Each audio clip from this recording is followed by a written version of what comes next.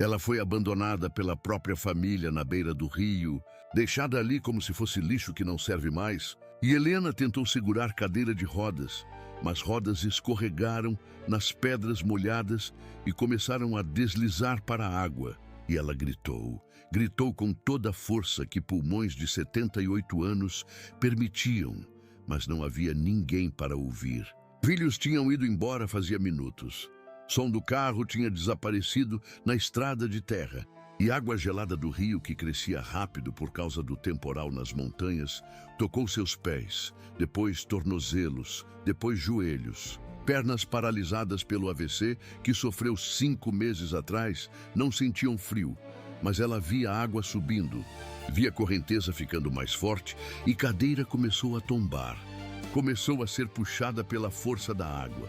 E Helena agarrou nos braços da cadeira com desespero, mas não tinha força suficiente.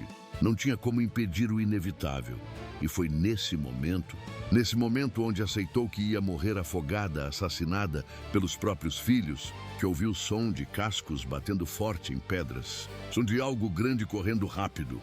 E virou cabeça molhada e viu ele. Viu o alvo, o cavalo branco da família, galopando em direção a ela como se vida dele dependesse disso. E algo se rompeu dentro do peito de Helena. Não era só esperança, era amor puro.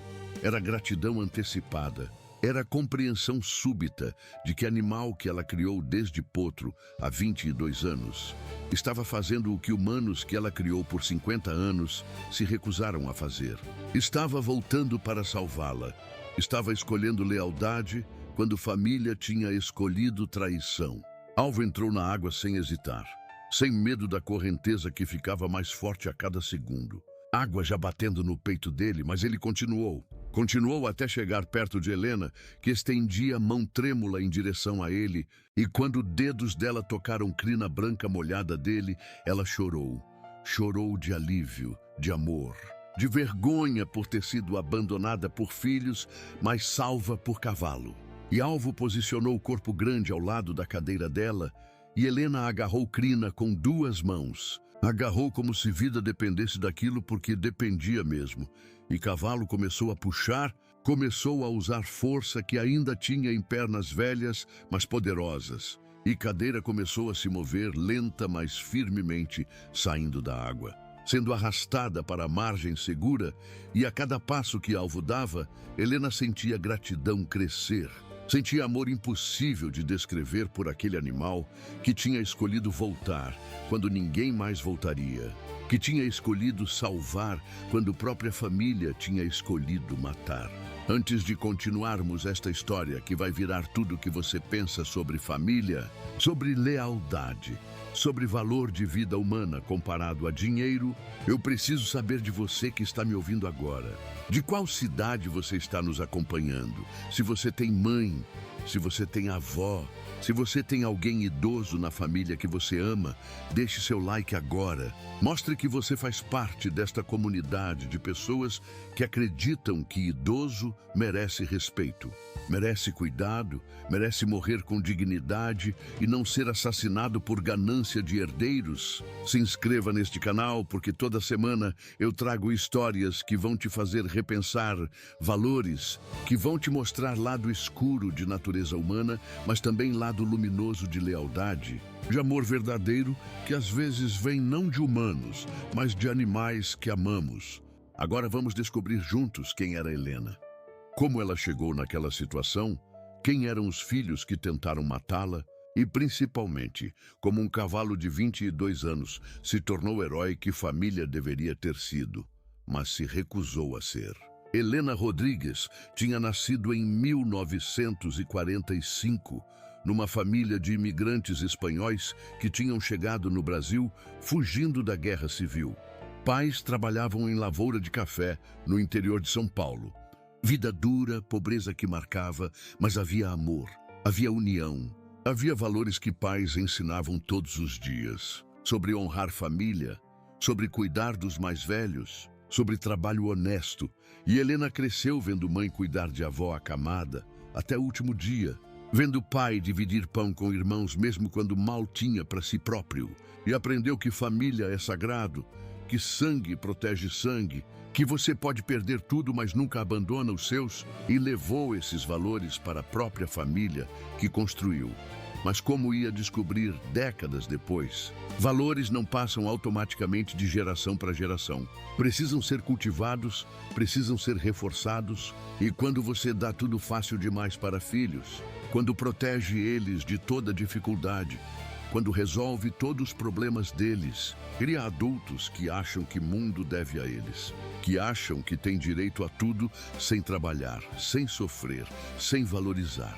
Aos 23 anos, Helena conheceu Marcos, homem forte e trabalhador, que tinha herdado pequena fazenda do pai, apenas 10 hectares na época. Terra boa, mas pouca, e Marcos tinha sonho de transformar aquilo em algo grande.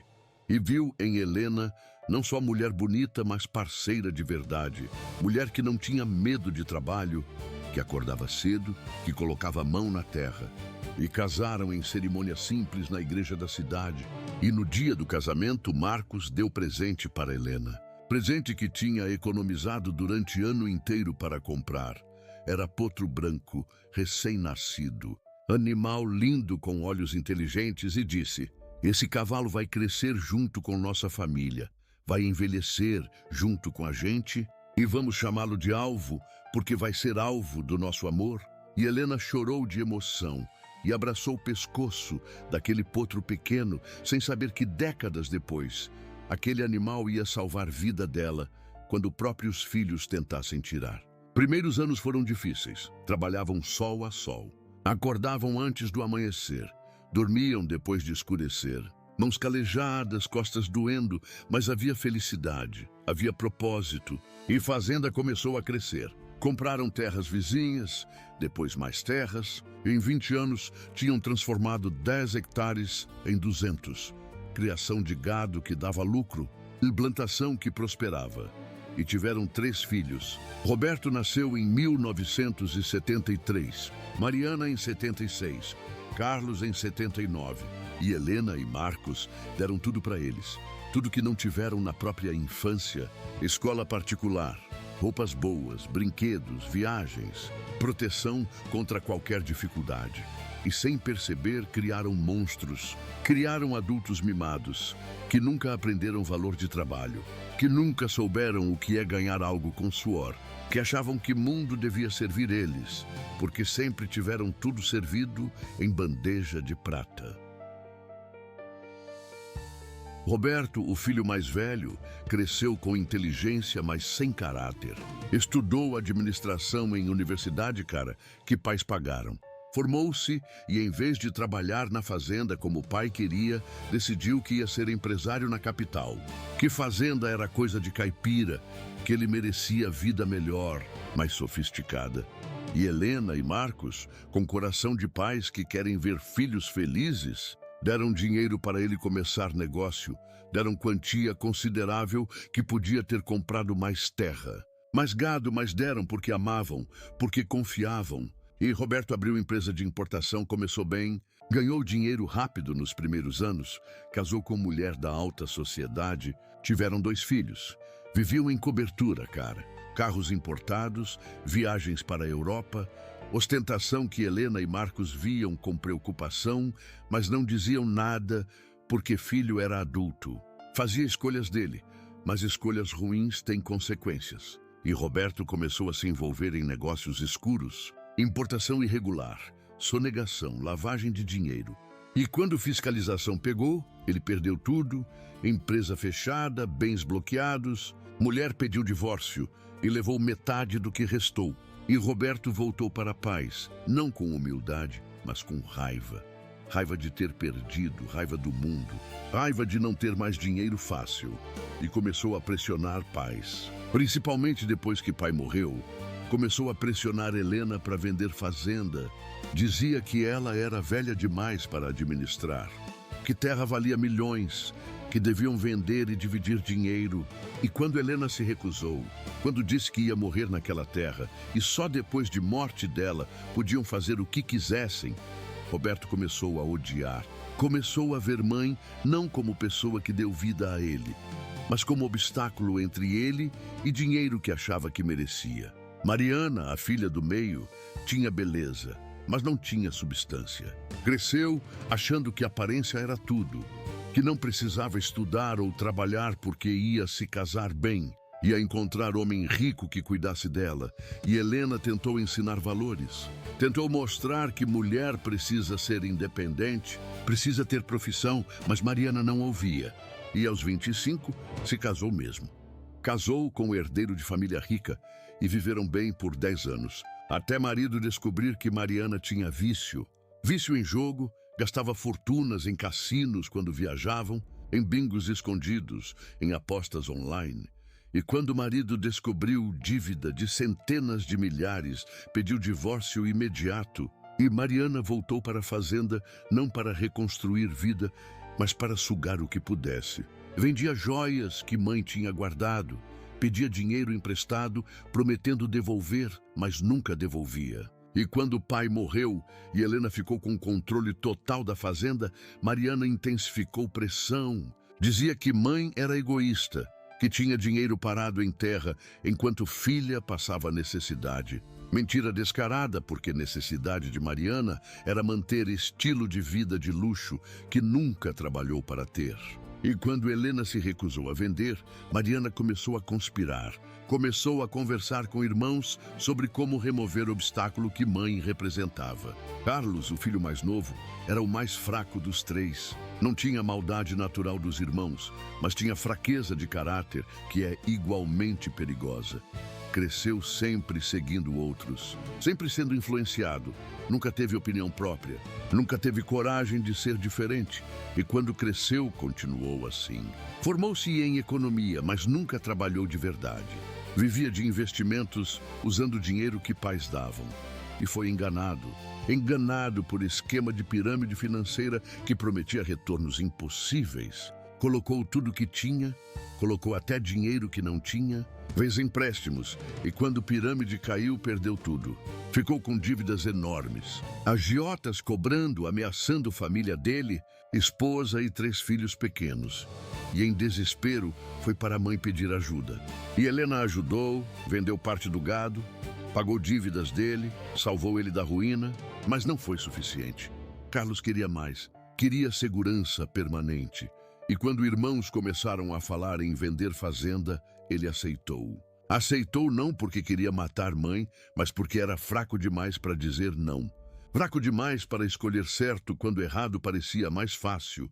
E essa fraqueza, essa covardia moral, ia fazer dele cúmplice de assassinato tão hediondo quanto se tivesse planejado sozinho. Helena via tudo isso. Via filhos que tinha criado com tanto amor se transformando em estranhos gananciosos. Via casamento e valores que construiu com Marcos sendo desprezados por geração que só sabia receber e nunca dar. E segurava firme. Segurava a propriedade não por teimosia, mas porque sabia que no momento que vendesse, no momento que desse dinheiro para eles iam gastar tudo rápido, iam voltar a estar quebrados. E não ia ter mais nada para dar. Então melhor manter terra, melhor ter algo sólido, que podia ajudar eles se realmente precisassem. Mas filhos não viam assim, viam apenas milhões parados. Viam apenas egoísmo de mãe velha, que se recusava a dar o que eles achavam que mereciam. E ódio foi crescendo, crescendo silenciosamente como câncer. Até que há 6 meses algo mudou. Algo que catalisou tragédia. Helena sofreu AVC, acidente vascular cerebral que deixou pernas paralisadas. Passou a usar cadeira de rodas e médicos disseram que não ia recuperar movimentos. Que pelo resto da vida ia depender de cuidados. E filhos viram oportunidade, viram mulher vulnerável, incapaz de se defender, dependente deles, e viram chance de finalmente conseguir o que queriam sem ter que esperar morte natural que podia demorar anos. Décadas até, Helena era saudável fora paralisia. Podia viver até 90, 100 anos, e eles não podiam esperar tanto. Credores estavam cobrando, agiotas estavam ameaçando, então começaram a planejar. Começaram devagar, sondando uns aos outros, testando até onde cada um estava disposto a ir, e descobriram que estavam dispostos a ir até fim, até homicídio, até matricídio, palavra horrível para crime mais horrível ainda, matar própria mãe, e justificavam para si mesmos, diziam que era eutanásia, que estavam libertando ela de vida de sofrimento, que vida em cadeira de rodas não era vida. Mentiras que contavam para dormir à noite. Mentiras que faziam crime parecer menos monstruoso. Mas não era menos monstruoso. Era exatamente o que parecia. Assassinato premeditado, motivado por ganância pura. A primeira vez que o assunto de matar mãe foi mencionado explicitamente foi numa noite de março de 2023. 3 meses depois do AVC de Helena, Roberto tinha chamado irmãos para reunião em hotel na capital. Hotel discreto onde ninguém os conhecia, e quando sentaram em quarto alugado por hora, Roberto serviu o uísque caro que tinha comprado com o último cartão de crédito, que ainda funcionava, e disse: "Precisamos conversar sério sobre a situação da mãe." E Mariana e Carlos sabiam que conversa não era sobre saúde dela, mas sobre dinheiro. Sempre era sobre dinheiro. E Roberto continuou: "Ela não vai mudar de ideia. Já pedi, já implorei, já expliquei a situação financeira de todos nós. E ela se recusa. Diz que só morta sai daquela fazenda." E deixou frase pairando no ar. Deixou significado implícito penetrar consciência de irmãos. E Mariana, que sempre foi mais direta, mais descarada, disse o que Roberto não tinha coragem de dizer ainda. "Então a gente faz ela morrer." Simples assim. E Carlos engasgou com bebida, disse: "Vocês estão loucos, estão falando de matar nossa mãe." E Roberto disse: "Não estamos falando de matar. Estamos falando de acelerar inevitável. Ela tá velha, tá doente, paralítica. Que qualidade de vida ela tem? Estamos fazendo favor." E Mariana concordou. "Exatamente, é quase eutanásia, é libertação." E Carlos balançou cabeça, mas não levantou, não saiu, não denunciou, porque a fraqueza dele era tão grande quanto ganância. E isso foi primeiro passo. Primeira vez que ideia monstruosa foi colocada em palavras. Primeira vez que deixou de ser pensamento vergonhoso e virou plano real. Nas semanas seguintes conversaram mais. Sempre em lugares discretos, sempre sem deixar rastro. E plano foi tomando forma. Tinha que parecer acidente. Tinha que ser algo que ninguém suspeitasse. E Mariana sugeriu incêndio, deixar ela trancada no quarto e começar fogo. Mas Roberto disse que a investigação de incêndio era muito rigorosa. Iam encontrar provas. E Carlos, numa das poucas vezes que contribuiu, disse: "E se fosse afogamento? A fazenda tem rio, ela gosta de ir lá." Podia parecer que cadeira tombou. E Roberto parou, pensou e disse: "Isso pode funcionar, isso pode realmente funcionar." E começaram a planejar detalhes, estudaram previsão do tempo. Precisavam de dia, com chuva forte nas montanhas, onde rio subiria rápido. Estudaram geografia do local, encontraram um ponto perfeito na beira do rio, onde cadeira podia travar em pedras, onde corpo seria encontrado, mas pareceria acidente. E estudaram rotina de funcionários da fazenda. Helena tinha 2 pessoas que ajudavam, caseiro e cozinheira. Precisavam escolher dia onde ambos estivessem fora e foram meticulosos. Passaram 2 meses planejando cada detalhe, cada contingência. E quanto mais planejavam, mais crime parecia real, mais pareciam capazes de executar. E eventualmente marcaram data. Sexta-feira, 3 de maio, ironia macabra. Dia onde previsão indicava temporal forte. Dia onde funcionários iam estar fora porque Helena tinha dado folga. Tinha dado porque Roberto tinha pedido. Tinha inventado desculpa de que iam fazer surpresa para ela, que iam passar dia inteiro juntos. E Helena tinha ficado feliz, emocionada até, achando que finalmente filhos tinham lembrado que ela existia, que tinham voltado a ser família, sem saber que surpresa era a sentença de morte. Sem saber que estava dando folga exatamente para pessoas que podiam salvá-la não estarem lá quando precisasse. Na véspera do crime, os 3 se encontraram mais uma vez. Última reunião para confirmar tudo. E Roberto fez juramento, disse: "Amanhã a gente faz isso? Amanhã mudamos nossas vidas. Cada um vai receber aproximadamente 3 milhões de reais. depois de vender fazenda e pagar impostos. 3 milhões que resolvem todos os nossos problemas, que nos dão recomeço. E vocês vão ver, daqui a alguns meses a gente nem vai lembrar do que fizemos. A gente vai estar vivendo bem e isso aqui vai ser só memória ruim que enterramos. E Mariana ergueu o copo e disse: pela nossa liberdade. E Carlos, com mão tremendo, ergueu também, e Roberto ergueu e brindaram. Brindaram ao matricídio que iam cometer em menos de 24 horas. Brindaram à morte de mulher que deu vida a eles, que sacrificou juventude cuidando deles, que trabalhou até mãos sangrarem para dar a eles tudo que não teve. E beberam. Beberam até consciência ficar embotada o suficiente para dormir. Até remorso ficar sufocado o suficiente para continuar com o plano. Na manhã de sexta-feira, 13 de maio, o céu amanheceu pesado. Nuvens escuras acumulando nas montanhas. Temporal se formando exatamente como previsão tinha indicado. E Roberto ligou para irmãos e disse: hoje é o dia, às 11 horas na fazenda, e desligou. E foi tomar banho. E ao se olhar no espelho, viu estranho. Viu homem que não reconhecia, homem capaz de matar própria mãe, mas afastou o pensamento, focou no dinheiro, nos 3 milhões, na vida nova, e se vestiu e saiu, e na casa dela Mariana acordou com ressaca. Tinha bebido demais na noite anterior, tentando criar coragem, e olhou para o próprio reflexo, e viu mulher que mãe tinha avisado que não deveria ser. Mulher vazia, sem valores, sem amor. E por momento pensou em desistir, em ligar para irmãos e dizer que não conseguia, mas pensou nas dívidas, nos credores, na vergonha de não ter dinheiro, e pensamento passou. E ela se arrumou e saiu também. E na casa dele, Carlos beijou esposa e 3 filhos pequenos, sem saber se conseguiria olhar para eles depois do que ia fazer, sem saber se conseguiria viver com culpa, mas dívidas eram grandes demais. Ameaças eram reais demais, e ele também saiu. E os 3 se encontraram na entrada da fazenda às 11 em ponto. E Roberto disse: última chance de desistir. Alguém quer voltar atrás. E ninguém disse nada, e ele disse: então vamos. E entraram. E Helena estava esperando na sala, toda arrumada. Tinha pedido para a cozinheira, antes dela sair, ajudar a vestir roupa bonita.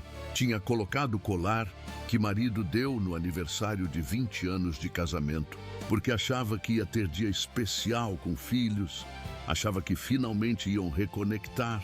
E quando viu os 3 entrarem juntos, sorriu. Sorriu com amor genuíno, com esperança que talvez hoje fosse diferente.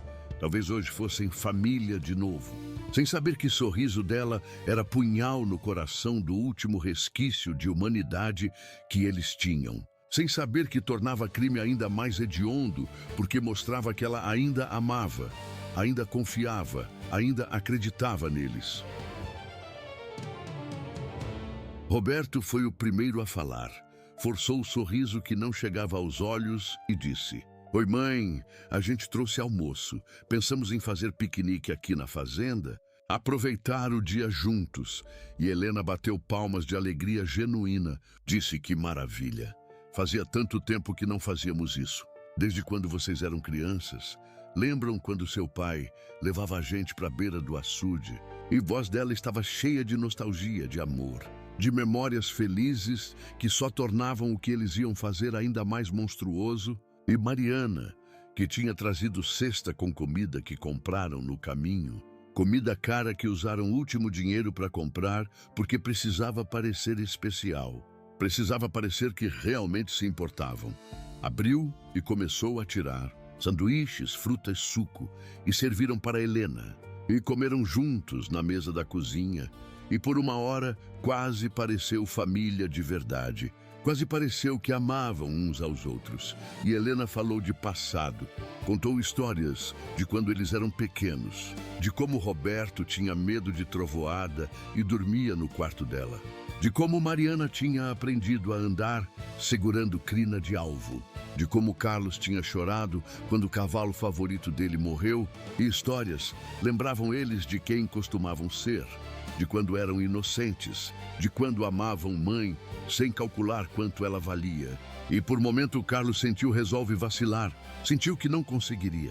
Mas Roberto percebeu fraqueza no olhar do irmão e disse rápido: Mãe, depois do almoço, que tal a gente ir ver o rio? Ouvi dizer que tá bonito hoje. Com chuva das montanhas deve estar cheio. E Helena disse: adoraria, faz tempo que não vou lá. Seu pai adorava aquele lugar e pronto, estava decidido. Ela tinha aceitado ir, exatamente para o lugar onde iam matá-la. E não tinha volta, plano estava em movimento. Depois do almoço, Roberto empurrou cadeira de rodas de Helena.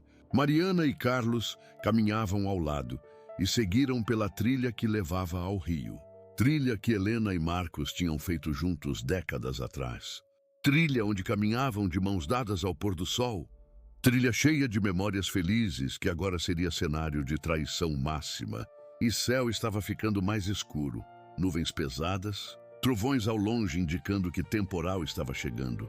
E Helena comentou: acho que vai chover forte. Talvez seja melhor voltarmos. E Roberto disse: só mais um pouco, mãe. Vamos só até beira, só para a senhora ver.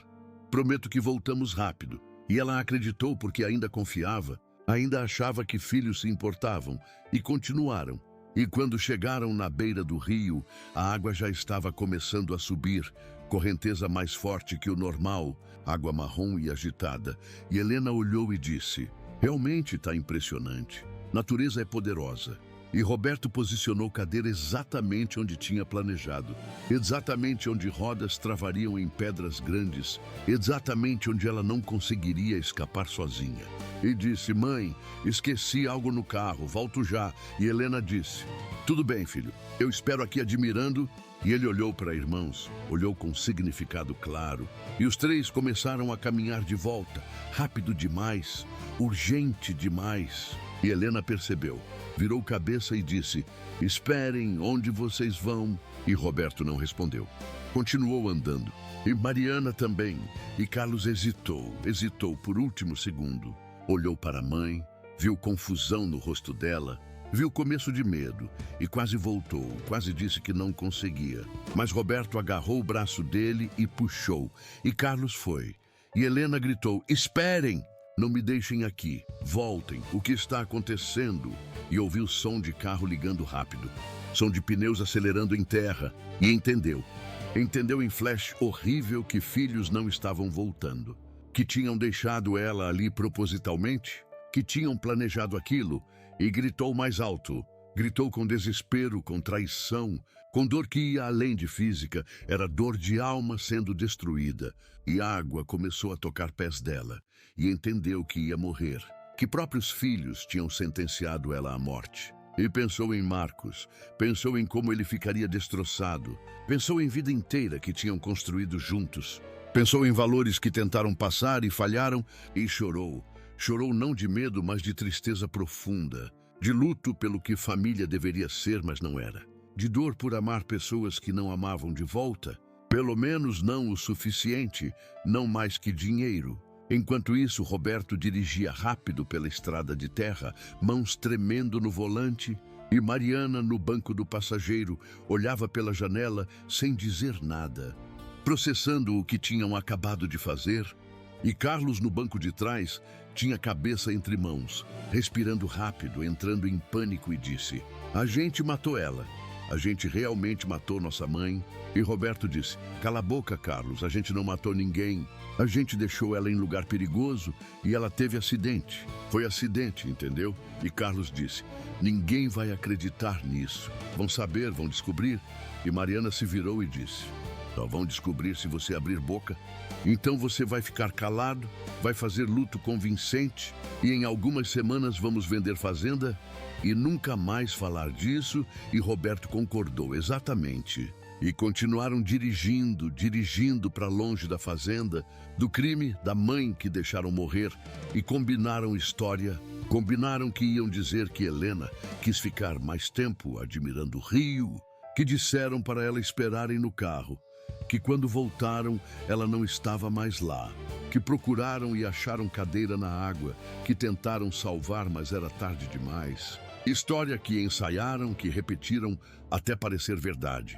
e em menos de hora estavam de volta na capital, separados, cada um na própria casa, esperando telefonema, esperando notícia de que corpo foi encontrado. Mas telefonema não veio, não naquela noite, e dormiram, alguns melhor que outros, alguns sem consciência suficiente para ter remorso, alguns com consciência demais para ter paz.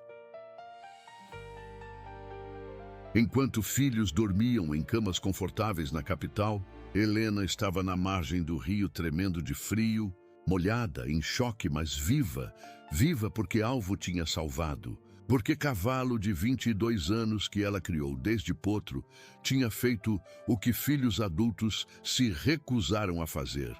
Tinha voltado, tinha entrado na água, tinha puxado ela para a segurança e agora estava deitado ao lado dela, corpo grande e quente, servindo de proteção contra vento frio da noite. E Helena agarrava a crina dele. Agarrava como âncora, como conexão com vida, como prova de que ainda existia amor no mundo, mesmo que não viesse de onde esperava. E chorava. Chorava de gratidão, de alívio, de amor impossível de expressar por aquele animal que representava tudo que família deveria ser, mas não era. Lealdade, compaixão, amor incondicional, e durante a noite inteira ficou ali. Alvo não saiu do lado dela nem por segundo. Ficou acordado, vigilante, protegendo, e quando Helena tinha frio demais, ele se deitava mais perto. Quando ela tremia, ele aquecia. Quando ela chorava, ele encostava focinho no rosto dela, como se entendesse dor. Como se quisesse dizer que não estava sozinha, que ele estava ali, que sempre estaria. E foi nessa noite horrível e linda ao mesmo tempo, que Helena entendeu algo profundo sobre amor. Entendeu que amor verdadeiro não é sobre sangue, não é sobre DNA, é sobre escolha. É sobre estar presente quando difícil fica impossível. É sobre não abandonar quando abandonar seria mais fácil. E Alvo tinha escolhido ficar, tinha escolhido salvar, tinha escolhido amar quando humanos tinham escolhido trair. Madrugada chegou com neblina, com frio penetrante, e Helena estava fraca, hipotermia começando a afetar corpo. E sabia que precisava de ajuda, que não sobreviveria muito mais tempo ali, mas não conseguia se mover, não tinha força. E foi quando ouviu som de motor, som de caminhonete na estrada de terra que passava perto, e tentou gritar, mas voz não saía, garganta rouca de tanto gritar horas antes. E Alvo percebeu que precisavam chamar atenção, e fez algo extraordinário. Começou a relinchar, alto, insistente, som que carregava urgência, e motorista da caminhonete, homem chamado João, que morava em fazenda vizinha e estava voltando de trabalho noturno na cidade. Ouviu e pensou estranho. Cavalo relinchando daquele jeito de madrugada. E sua curiosidade, sua decisão de parar e verificar, foi o que salvou Helena definitivamente. Porque desviou da estrada, seguiu o som e viu cena que nunca esqueceria. Viu mulher idosa molhada e tremendo na cadeira de rodas, na margem do rio. Viu cavalo branco ao lado dela protegendo. E entendeu imediatamente que algo terrível tinha acontecido. Pulou da caminhonete, correu até ela, tirou própria jaqueta e cobriu ela e perguntou: "Minha senhora, o que aconteceu? Quem fez isso com a senhora?" E Helena, com voz fraca, disse: Meus filhos me deixaram aqui para morrer." E João sentiu raiva subir, raiva de humanos capazes daquilo. E disse: "Calma, vou chamar ajuda, a senhora vai ficar bem, eu prometo." E pegou o celular e ligou para a ambulância, para a polícia, e ficou ali com ela esperando, e Alvo continuou ao lado. Não saiu nem quando paramédicos chegaram. Só saiu quando Helena estava segura dentro da ambulância. E mesmo assim ficou olhando até a ambulância desaparecer na estrada. E João, que testemunhou tudo, disse para policiais: "Nunca vi nada igual. Aquele cavalo salvou ela. Sem ele, ela estaria morta." E começou a investigação. Polícia foi até fazenda, encontrou casa vazia, funcionários fora como planejado. Mas encontraram algo que filhos não sabiam que existia. Encontraram câmera de segurança na porteira principal. Câmera que Marcos tinha instalado anos atrás e que continuava funcionando, gravando em sistema nuvem que ninguém lembrava que existia. Imagens mostravam tudo. Mostravam carro chegando com 3 pessoas. Mostravam ele saindo rápido horas depois. Mostravam tempo exato, provando que deixaram Helena sozinha propositalmente. E perito foi até Rio, examinou cena, viu marcas de pneu, viu onde cadeira tinha travado. E conclusão foi óbvia. Foi tentativa de homicídio premeditada. Não foi acidente, foi assassinato quase perfeito. E mandados de prisão foram expedidos imediatamente. Roberto foi acordado às 6 da manhã com polícia batendo na porta. Ainda estava de pijama quando foi algemado. Ainda estava processando o que estava acontecendo, quando foi informado que estava sendo preso por tentativa de homicídio qualificado contra a própria mãe. E tentou negar, tentou dizer que foi acidente. Mas quando mostraram vídeo, quando mostraram imagens dele saindo da fazenda rápido, enquanto mãe ficava na beira do rio, ele emudeceu, porque não havia explicação, não havia como justificar. E foi levado. E Mariana foi presa 1 hora depois. Estava tomando café quando a polícia chegou. E não tentou nem negar, apenas pediu advogado, frio, calculista até final, sem remorso visível, sem lágrimas, sem humanidade. E Carlos foi preso por último. Estava levando filhos para a escola quando viatura parou o carro dele e na frente dos filhos pequenos foi algemado. E filhos choraram vendo o pai sendo preso sem entender.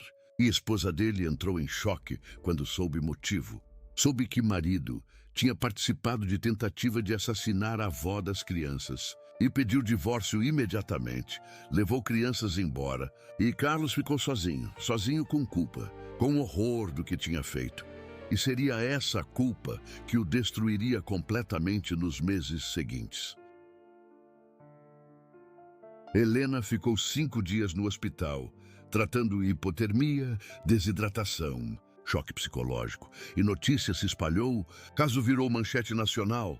Filhos que tentaram matar mãe por herança, e sociedade reagiu com horror, com indignação, porque toca em medo primordial. Medo de envelhecer e ser abandonado, medo de criar filhos que te veem como obstáculo e não como pessoa. E repórteres acamparam no hospital, querendo falar com Helena, querendo detalhes, mas ela se recusou. Se recusou a dar entrevista, a transformar tragédia em espetáculo. Apenas pediu uma coisa, pediu para ver alvo. Pediu para trazer em cavalo que salvou ela. E o hospital inicialmente recusou.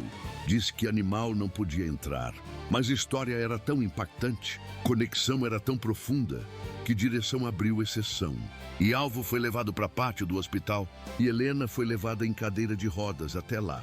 E quando viu ele, quando o cavalo trotou até ela, ela desmoronou, abraçou o pescoço dele e chorou tudo que segurou durante dias. Chorou traição, chorou desilusão, chorou amor que deu e não recebeu de volta, mas chorou também gratidão, gratidão profunda por aquele animal que representava tudo que era bom no mundo. E ficaram ali, mulher velha e cavalo velho, 2 criaturas que sobreviveram juntas, que provaram que amor verdadeiro transcende espécie, transcende palavras, é ação, é escolha, é estar presente.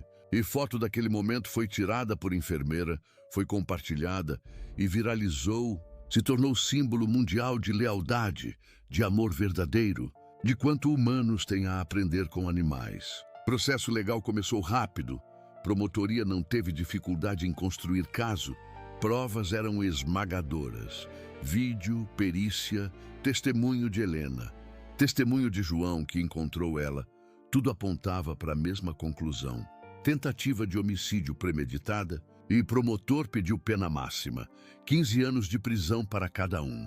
E julgamento foi marcado para 6 meses depois. E durante esses 6 meses, os 3 ficaram presos, sem fiança, porque o juiz considerou que representavam perigo, que podiam fugir, e prisão foi dura, especialmente para Carlos, que não tinha estrutura psicológica para aguentar, que entrou em depressão profunda, que tentou suicídio 2 vezes, porque culpa era insuportável. Porque toda noite via rosto de mãe, via ela na água, via ela gritando e não conseguia escapar, não conseguia dormir, não conseguia viver com o que tinha feito. E Roberto também sofreu, mas sofreu diferente. Sofreu não porque se arrependeu, mas porque perdeu. Porque foi pego, porque plano falhou. E em prisão, onde presos têm código próprio. Onde matar mãe é considerado o pior crime. Ele foi isolado, foi ameaçado, foi espancado várias vezes por presos que tinham mais humanidade que ele. E Mariana continuou fria, continuou calculista, continuou tentando manipular, tentou até seduzir advogado, tentou convencê-lo a fabricar provas. Mas advogado recusou. Recusou porque tinha princípios, porque caso era indefensável. E eventualmente ela percebeu que não havia saída, que ia pagar pelo que fez. E máscara caiu. Máscara de frieza caiu e ela chorou. Chorou não por mãe, mas por si mesma, por vida que poderia ter tido se não fosse gananciosa, se não fosse vazia. Julgamento chegou em novembro de 2023. Tribunal cheio, imprensa, câmeras. País inteiro assistindo. E Helena estava lá. Estava em cadeira de rodas na primeira fileira, olhando para filhos que tentaram matá-la. E não havia ódio no olhar dela, apenas tristeza. Tristeza profunda de mãe que falhou, que criou pessoas capazes daquilo. E quando o promotor apresentou provas, quando mostrou o vídeo de carro saindo da fazenda enquanto ela gritava, quando mostrou perícia provando que ela foi deixada lá propositalmente, júri reagiu com o horror visível. Alguns choraram, alguns balançaram cabeça. E quando chegou hora de Helena testemunhar, quando ela foi até frente e jurou dizer verdade, o tribunal ficou em silêncio absoluto e ela contou. Contou em detalhes o que aconteceu. Contou sem dramatizar, sem exagerar, apenas verdade nua e crua. E quando terminou, quando disse: eu perdoo meus filhos, mas não posso esquecer o que fizeram e espero que justiça seja feita. Não houve olho seco no tribunal e defesa tentou argumentar que foi momento de insanidade, que filhos estavam desesperados por dívidas, que não premeditaram, mas provas diziam o contrário. Reuniões secretas, planejamento de meses, escolha de dia específico, dispensar funcionários, tudo apontava para premeditação clara. E júri deliberou por apenas 2 horas. Voltou com veredito, culpados, todos 3 culpados de tentativa de homicídio qualificado. E juiz condenou cada um a 12 anos de prisão. Não foram 15 que promotoria pediu, mas foi o suficiente. Foi mensagem clara de que matricídio não seria tolerado, não seria justificado por dificuldade financeira, por nada.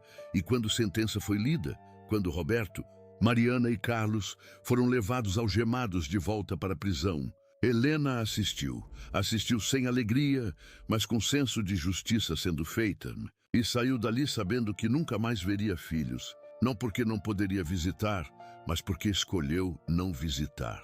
Escolheu se afastar daquele capítulo, daquelas pessoas que compartilhavam DNA, mas não valores. E voltou para a fazenda, voltou para a vida com alvo e começou o processo de cura, não de corpo, mas de alma. Nos 2 anos seguintes, a vida de Helena mudou completamente. Não em termos materiais, mas em termos de propósito.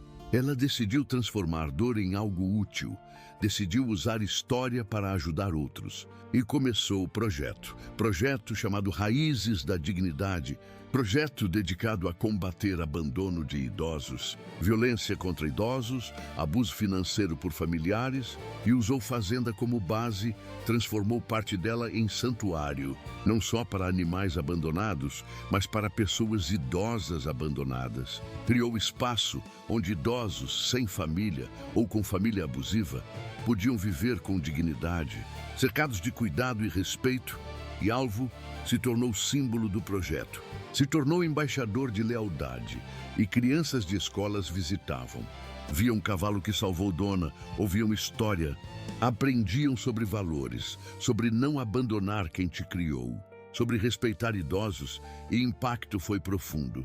Geração inteira crescendo com história de Alvo e Helena como exemplo do que fazer e não fazer. E Helena dava palestras via vídeo, porque ainda usava cadeira de rodas. Palestras onde contava a história dela sem medo, sem vergonha, porque vergonha era dos filhos e não dela. Ela foi vítima e sobrevivente e guerreira, e palavras dela tocavam milhares, milhões eventualmente, porque a história era universal. Medo de ser abandonado por família é medo que atravessa culturas. E ela se tornou voz, voz para idosos que sofrem em silêncio, que são abusados por filhos gananciosos, que são vistos como fardo e não como pessoas. E legislação mudou. Várias leis foram propostas e aprovadas, aumentando penas para crimes contra idosos, criando mecanismos de proteção, criando formas de denunciar anonimamente. E muito disso foi por causa de Helena, por causa de história dela, por causa de coragem dela de transformar trauma em ativismo. Alvo viveu mais 3 anos depois do resgate. Chegou aos 25 anos, idade avançada para cavalo. E foram 3 anos de paz, de amor, de ser celebrado como herói que era. E quando chegou a hora dele partir, quando o corpo velho finalmente não aguentou mais, Helena estava ao lado, estava segurando a cabeça dele, olhando nos olhos dele, dizendo obrigado, dizendo te amo, dizendo que ia reencontrar ele onde quer que fosse depois. E Alvo morreu em paz. Morreu sabendo que foi amado, que foi importante, que salvou vida e mudou o mundo. E o funeral dele foi imenso, centenas de pessoas. Memorial foi erguido na fazenda, estátua de cavalo branco com placa contando história, e virou ponto de peregrinação. Pessoas de todo o país visitavam para ver onde aconteceu, para homenagear animal que tinha mais humanidade que humanos, para refletir sobre próprias vidas e escolhas. Helena viveu mais 5 anos depois de Alvo, chegou aos 86, e foram anos bem vividos, anos com propósito, anos fazendo diferença. E quando chegou a hora dela partir, quando o corpo cansou, ela não estava sozinha. Estava cercada de pessoas que amava de verdade. Não família de sangue, mas família de escolha. Pessoas que trabalhavam no santuário, idosos que ajudou, voluntários que dedicavam tempo, e morreu em paz. Morreu sabendo que transformou mal em bem, que usou o pior dia da vida para criar algo bonito, algo duradouro, e foi enterrada ao lado de Marcos e ao lado de onde Alvo estava enterrado. 3 almas que se amaram de verdade. E testamento dela deixou fazenda inteira para a fundação, para continuar trabalho, para continuar ajudando idosos, para continuar lembrando o mundo de que idade não diminui valor, não diminui direito à dignidade, a respeito, a amor. Quanto aos filhos, destinos foram diferentes. Roberto cumpriu 8 anos e saiu em liberdade condicional, por bom comportamento. Mas saiu quebrado, não financeiramente apenas, mas espiritualmente, emocionalmente. Saiu homem velho antes do tempo, cabelos brancos, costas curvadas, e tentou reconstruir vida, mas não conseguiu. Ninguém queria contratar homem, que tentou matar própria mãe.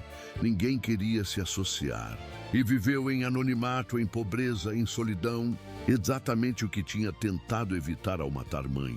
Ironia cruel, e morreu 5 anos depois de sair da prisão. Sozinho, sem ninguém no funeral, sem ninguém para chorar. Mariana saiu depois de 10 anos, comportamento pior. Mais rebeliões, mais problemas, e saiu ainda mais fria, ainda mais vazia, e tentou recomeçar, mas vida não permitiu. Tentou se aproximar de amigos antigos, mas todos viraram costas. Tentou trabalhar, mas ninguém contratava. E eventualmente caiu em vícios mais profundos.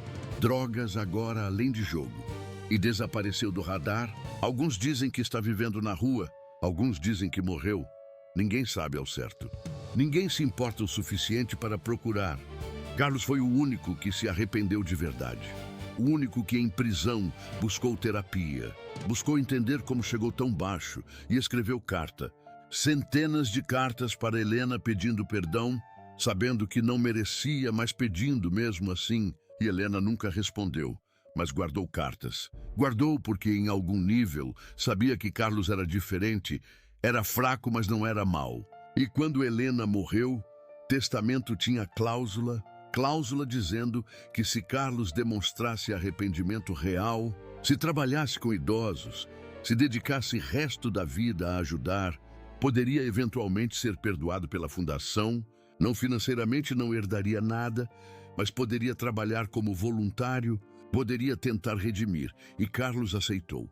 Aceitou quando saiu da prisão. Trabalhou no santuário que mãe criou, trabalhou cuidando de idosos, trabalhando com alvo memorial, contando história de próprio crime como aviso, como exemplo do que não fazer.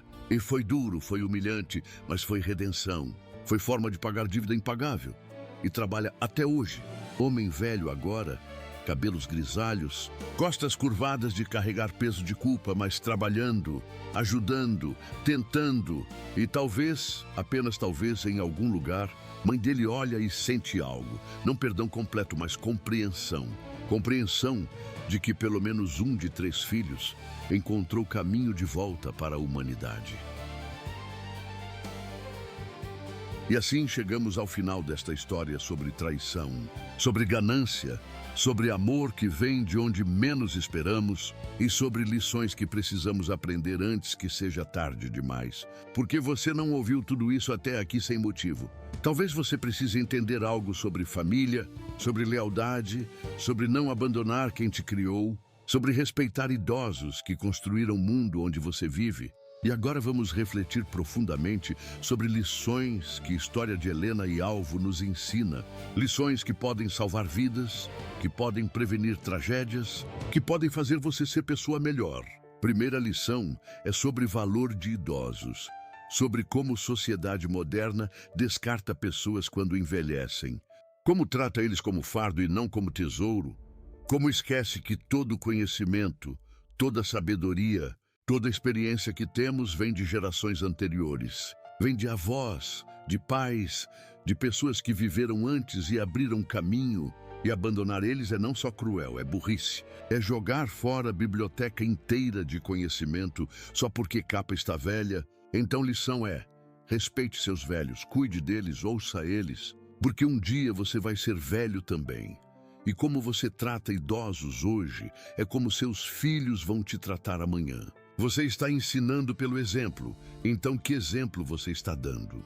Segunda lição é sobre ganância destruindo família, sobre como o dinheiro pode transformar pessoas que você ama em monstros. Roberto, Mariana e Carlos não nasceram maus, nasceram em família amorosa, foram criados com valores, mas em algum momento, em algum lugar, ganância entrou, plantou semente e cresceu até sufocar tudo que era bom. Até transformar amor em ódio, gratidão em ressentimento, e fizeram escolheram dinheiro sobre mãe, escolheram herança sobre humanidade e perderam tudo. Perderam não só liberdade, mas alma. Então lição é, não deixe dinheiro definir você, não deixe conta bancária ser mais importante que relacionamentos. Porque no final, quando você estiver morrendo, não é dinheiro que vai estar ao seu lado. É pessoas que você amou e que amaram você de volta. E se você sacrificou essas pessoas por dinheiro, vai morrer rico, mas sozinho. E essa é a morte mais triste de todas. Terceira lição é sobre animais tendo mais humanidade que humanos. Alvo era cavalo, não tinha raciocínio complexo. Não entendia conceito de herança ou dinheiro, mas tinha algo que filhos de Helena perderam. Tinha lealdade, tinha amor incondicional, tinha instinto de proteger quem cuidou dele. E quando Helena precisou, quando estava literalmente morrendo, Alvo voltou, colocou própria vida em risco, entrando em rio perigoso, e salvou ela. Fez o que 3 humanos adultos se recusaram a fazer. E isso diz algo profundo sobre nós, sobre como perdemos conexão com empatia básica, com compaixão, com lealdade, coisas que animais ainda têm, mas humanos frequentemente perdem. Então lição é, aprenda com animais, observe como são leais, como amam incondicionalmente, como não traem, como não abandonam. E tente ser mais assim, tente recuperar a humanidade que perdemos em busca de coisas materiais. Quarta lição é sobre perdão, mas não esquecimento. Helena perdoou filhos. Disse isso publicamente, mas não esqueceu. Não voltou a ter relacionamento com eles, e isso é importante, porque perdão não significa aceitar abuso, não significa voltar para a situação tóxica. Perdão é você liberar raiva para que não te consuma. É você fazer paz com o que aconteceu. mas não é obrigação de reconciliar. Não é obrigação de dar segunda chance para pessoas que tentaram te matar. Então, lição é: perdoe para seu próprio bem, para sua própria paz. Mas não sinta a obrigação de manter pessoas tóxicas na sua vida, mesmo que sejam família, porque família não é só sangue. É comportamento, é respeito, é amor mútuo. E quando isso não existe, você tem direito de se afastar, de proteger sua paz, de escolher viver sem pessoas que te fazem mal. Quinta lição é sobre transformar dor em propósito. Helena podia ter se afundado em amargura, podia ter deixado o trauma destruir ela, mas escolheu diferente. Escolheu transformar a pior experiência da vida em algo útil. Criou santuário, ajudou outros idosos, se tornou voz para quem não tinha voz. E isso não apagou dor, não fez trauma desaparecer, mas deu sentido, deu razão para continuar, deu forma de fazer bem vir de mal. Então, lição é: quando algo ruim acontece com você, quando a vida te derruba, você tem escolha. Pode ficar no chão ou pode se levantar e usar experiência para ajudar outros que estão passando por similar. Pode transformar cicatriz em estrela, pode fazer dor ter propósito. E isso não é fácil. Requer força imensa, mas é possível. Helena provou que é possível. Sexta lição é sobre sinais que ignoramos. Helena viu filhos mudando, viu ganância crescendo, viu valores sendo perdidos, mas não agiu. Pensou que era fase. Pensou que iam melhorar e não melhoraram. Pioraram. Então, lição é: quando você vê alguém que ama se perdendo, se tornando pessoa pior, não ignore, não espere melhorar sozinho. Intervém, conversa, busca ajuda, porque negligência emocional pode ser tão destrutiva quanto abuso ativo. E talvez, apenas talvez, se Helena tivesse confrontado filhos antes, tivesse colocado limites, tivesse dito não quando precisava, resultado seria diferente. Não é culpa dela, absolutamente não. Mas há lição ali sobre não facilitar comportamentos ruins, sobre não ser permissivo demais, sobre ensinar consequências. Sétima lição é sobre leis protegendo idosos. História de Helena mudou legislação.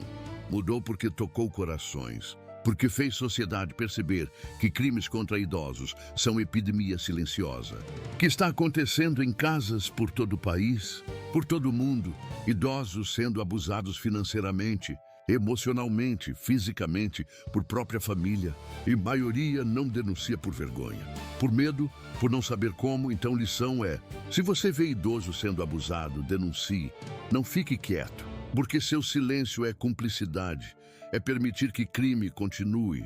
E existem mecanismos, existem números, existem formas de denunciar anonimamente. Então use, proteja os vulneráveis, porque um dia você pode ser o vulnerável e vai querer que alguém te proteja. E a última lição, talvez mais importante, é sobre redefinir família.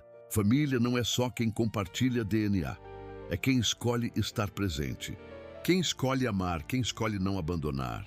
Alvo era mais família para Helena que próprios filhos, porque agiu como família age, protegeu, amou, ficou. Então, lição é: construa família de escolha, valorize pessoas que são leais, que são presentes, que te amam de verdade, independente se compartilham sangue ou não, porque no fim, quando tudo desmoronar, quando a vida testar você, é essa família que vai estar lá, é essa família que vai te salvar. Literalmente, como alvo, salvou Helena, ou figurativamente, como amigos, salvam uns aos outros todo dia. Agora eu te pergunto: como você trata idosos na sua vida?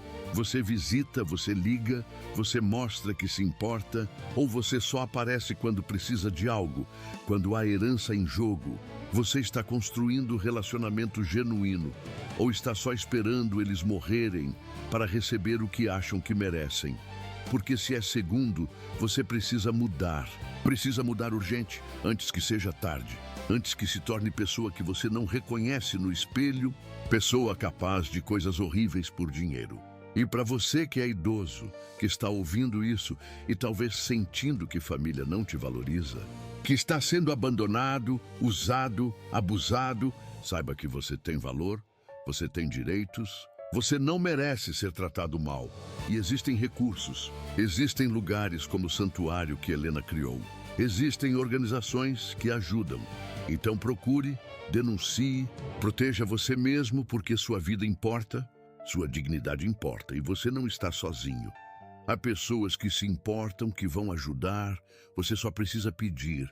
Se esta história te tocou, se você entendeu gravidade de abandonar idosos, se você viu sua própria família nesta história e quer fazer diferente, deixe seu like e compartilhe com pessoas que precisam ouvir isso, especialmente jovens que ainda estão aprendendo valores, especialmente famílias que estão enfrentando conflitos sobre herança, sobre cuidado de pais idosos, porque esta história pode prevenir tragédia, pode salvar vida, literalmente. Se inscreva neste canal para mais histórias que te fazem pensar, que te desafiam a ser melhor, que mostram lado escuro e lado luminoso de natureza humana. Comente aqui embaixo, me conta, você tem alvo na sua vida? Você tem alguém que foi mais leal que família de sangue? Ou você é o alvo para alguém? Você é aquele que fica quando outros vão embora? Conta a sua história, porque quando compartilhamos experiências, criamos comunidade, criamos rede de suporte. E até a próxima história. Lembre-se sempre, respeite seus idosos, cuide de quem cuidou de você, não deixe ganância destruir família, aprenda lealdade com animais, transforme dor em propósito e construa família de escolha baseada em amor verdadeiro e não em obrigação de sangue. Porque no final, quando tudo desmoronar, é amor que salva, é lealdade que importa, é a escolha de ficar que define quem somos.